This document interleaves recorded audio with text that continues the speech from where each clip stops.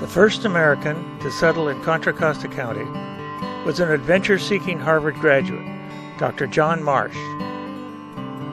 Raiders and rustlers were a constant threat in this savage land.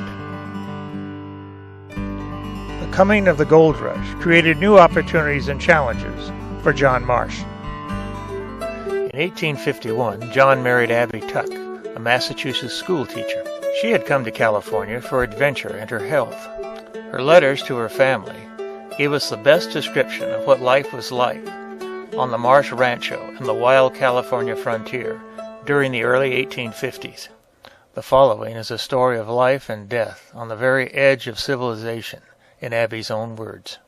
September 14th, 1851. My dear family, where we live now is one of the most lonely places in the world. We have no church unless we go to town, which is not very often. We have had a very warm summer. One day the thermometer stood at 109 degrees. The mosquitoes bite me so bad.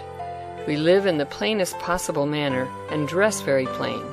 There is a house here, but not one that my husband wants me to live in. We live in an adobe house, which is rather old. The doctor now thinks of building a new stone house, which will probably cost from $15,000 to $20,000, and I long to see it done. In the spring, the hills and plains are one complete flower garden, and more beautiful than you ever saw. We have a very large vineyard.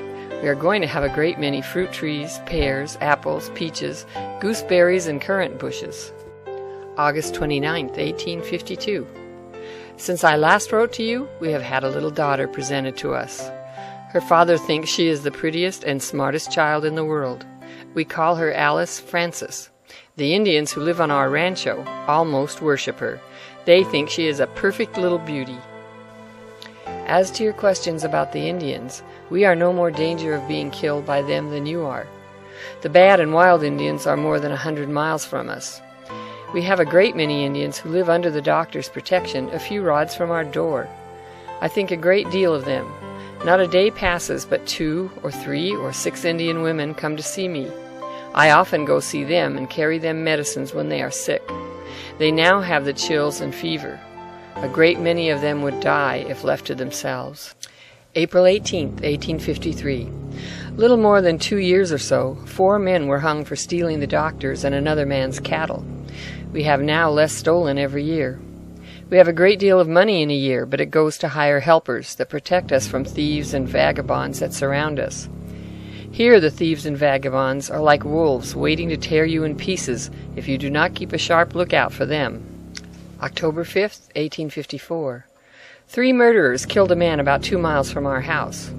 When they shot him, it was just dark, and he escaped to our house and lived 2 days and nights. He lived alone, and they supposed he had money. From the murdered man's descriptions, the doctor wrote to Stockton and had it telegraphed to San Francisco, and they were taken by the police and brought to Martinez. They are all convicted of murder and will be hung. By the spring of 1855, Abby's health began to fail rapidly. My dear family, I've got a kind and good husband who will ever take the best care of me. I do not know what ails me. I have no appetite, and I'm so weak. My dear parents and brother and sisters, my weak and trembling hand would fain clasp yours and say farewell. May God bless and console you. Pray for my dear husband and darling child who needs your sympathies. Abby died shortly thereafter, in early August 1855. Dr. Marsh buried his beloved wife beside the stone house she had yearned for. Her last wish, to be buried by the side of my husband, would come to pass all too soon.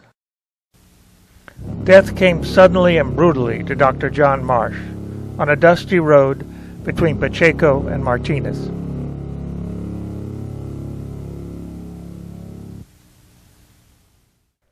Only one of his murderers was ever convicted.